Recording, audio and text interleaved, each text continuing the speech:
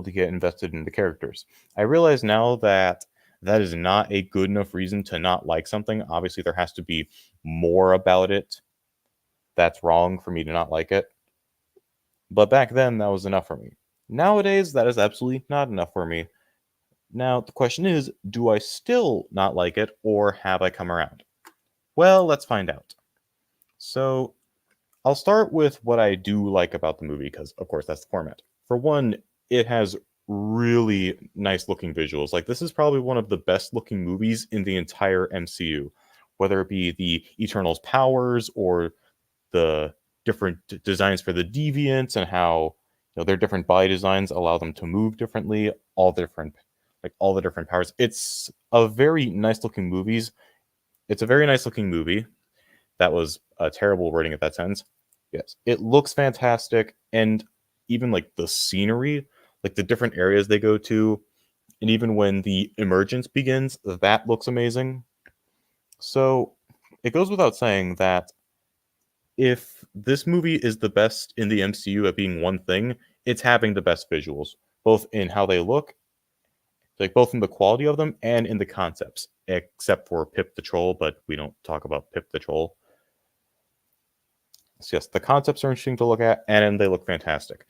Now, while I will I will explain a problem I have with this part later, I will say that there are a few characters that I do like, and these are pretty much unchanged from the last time I talked about the movie. Of course, Fastos is the only one with an actual arc. It's a microwaved arc, but he has one at all, and he has some of the most badass moments in the movie when he's, trapping Icarus with his contraptions. Along with that, Makari had a very fun screen presence. She was very charismatic despite being, deaf and mute. And Gilgamesh and Thena had a very sweet relationship that, even though I don't really find any of their characters all that interesting, I do at least connect with the friendship. And the last thing I will say about the good part is that this is a very ambitious movie. I do like that it is taking a big risk and exploring all these different theological ideas of it's like I appreciate that it's doing that, but at the same time it's really hard to because this movie did not have the runtime for it. Getting into the cons pretty early because that got pretty much all the stuff I liked out of the way. The biggest issue with this movie is that it's too ambitious for its runtime. I've said this pretty much every time. Every time I've talked to someone about this movie, I've made this exact same point. This movie feels like it's trying to do a TV show's like it feels like it's trying to do a TV show's work in a movie's runtime. It feels like Chloe Zhao pitched an Eternals TV show, like a 6 to 8 episode TV show. It got greenlit, and then Marvel changed their mind and said, you know what? No, we need this made into a movie. So like, how much can you cut out while still keeping a consistent story? That's how it feels. Like that's what it feels like. It feels like a TV show that was cut down into a 2.5 hour movie. And to be fair, it is one of the longer movies in the MCU at 2 hours and 38 minutes. But that's still not enough for what they're trying to do.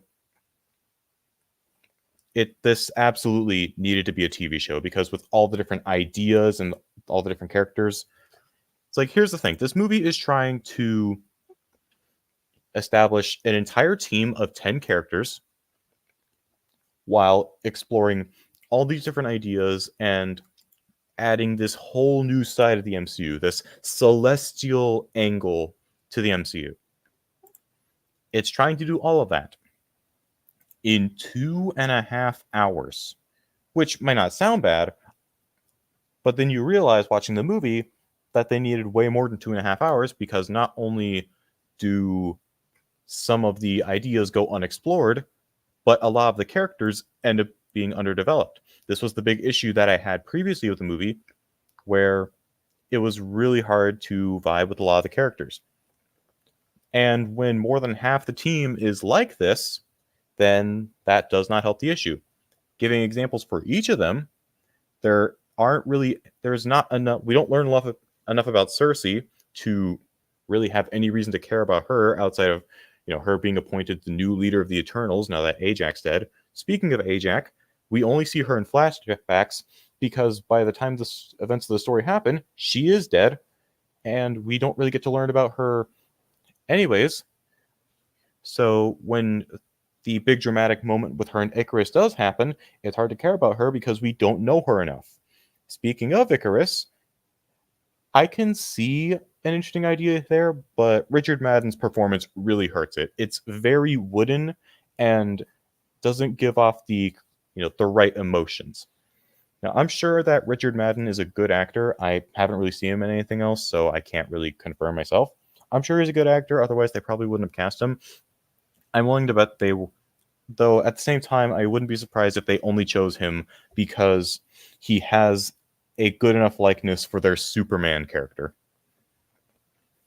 There's also Druig, who acts condescending to the others when the emergence is happening, and then while he does get better by the end of the movie, he just becomes another boring one. Though I will admit, I do like, the idea of how being unable to help people when you can control minds. I do like the idea they explore with him. Unfortunately, they don't do a lot with it. And then there's the two I really don't like. These two are in my bottom 5 for least favorite MCU characters. Starting with Kingo. I don't understand why people like this guy. First of all, he treats the end of the world like a joke. When the emergence starts happening, he's just recording everything for a movie or a documentary, which, could have been interesting if it wasn't for the fact that, again, he's treating the end of the world like a joke. And then when he realizes that everyone around him is being serious, he realizes, oh shit, this is a little bit too much for me. And then he dips. He screws around for the majority of the runtime. And then when he realizes that things are actually serious, he just leaves. He just decides that, yeah, this is a bit too much for me, man. I'm going to go. Dude, really? Why? This guy was literally only along for the ride just because it was another thing for him to document. It's another movie under the name. That is so frustrating. Though I will say, it's not nearly as bad as Sprite. Now, when people make lists ranking the Eternals, I almost always see Sprite at the bottom of the list, and it's not hard to see why. First of all, she's annoying. She is being a perpetual child, I'm sure that comes with the territory, but it doesn't help.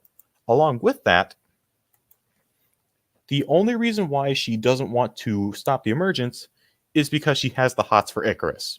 That is really the only reason that I can remember them giving, to the point where she is willing to stab her mother figure, Cersei, in the back just so she can be with Ikaris. She's okay with a whole planet dying so she can be with Ikaris. I'd question why Ikaris, but I'm not even going to bother. And then she's rewarded for it. Despite literally stabbing Cersei in the back, she is given what she wants. All she wants the whole movie is to, grow up, experience adulthood, be like other humans because she's a perpetual child. Maybe if she had a change of heart in the finale, that would be one thing. That would be a case where, okay, you were kind of annoying during the entire runtime, but at least you earned your reward. You changed your ways. You turned on Ikaris. But instead, she stabs her mother in the back, her mother figure, and still gets rewarded. And that is so frustrating. So really, I guess I'm starting to understand more and more why I didn't like this movie back then, just based off the characters alone, because most of them are wooden as a tree, and 2 of them are some of the worst characters in the MCU.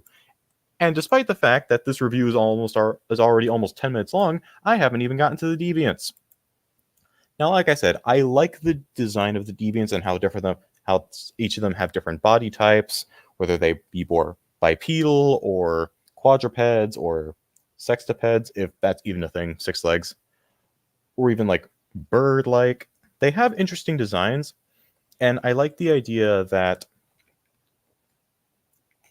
they're also created by the Celestials. So in a way, the Eternals and Deviants are kind of battling each other in a way.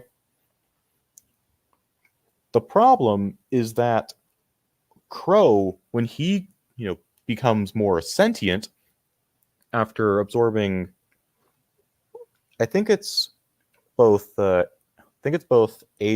and I don't remember if it's both Ajak and Gilgamesh, but it is at least Ajak. Actually, no, it is both. But when he gains full, sentience, full intelligence, it's made clear that he dislikes the Celestials almost as much as our main team of Eternals do. That he also wants to, fight back against the Celestials. The problem here is that in the final battle, when he comes in and lands a blow on Icarus, instead of the Eternals realizing, holy crap, the Deviants are on our side, they just start attacking him because he's a Deviant. You had an interesting idea and you squandered it. For what reason? Is it literally just because of Thena's grudge against Crow for killing Gilgamesh? Is that literally the only reason? Or is it just because why not? Is it just, as Mr. Enter would say, is it just because potatoes? Because I literally can't think of another reason why you would squander such an interesting idea.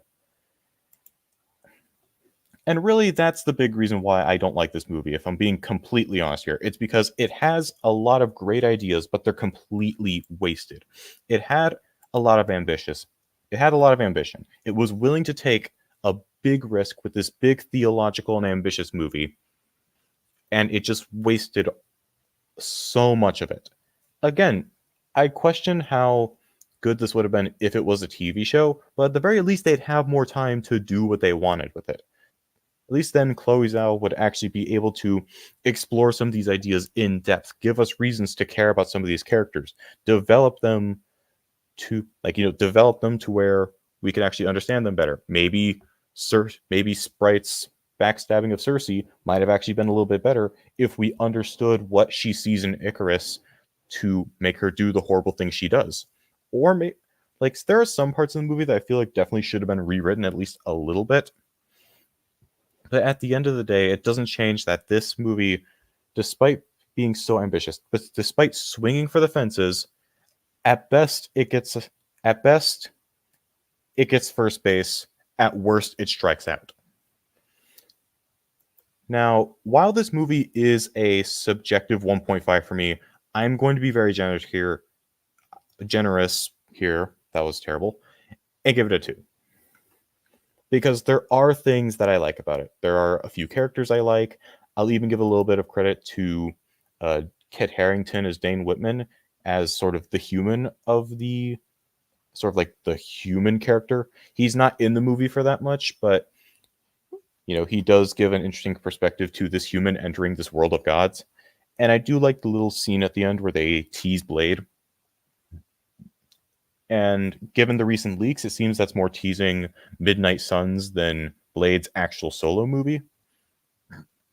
But he was a nice little spice. Not to mention the movie has beautiful visuals, both in terms of concepts and in terms of execution.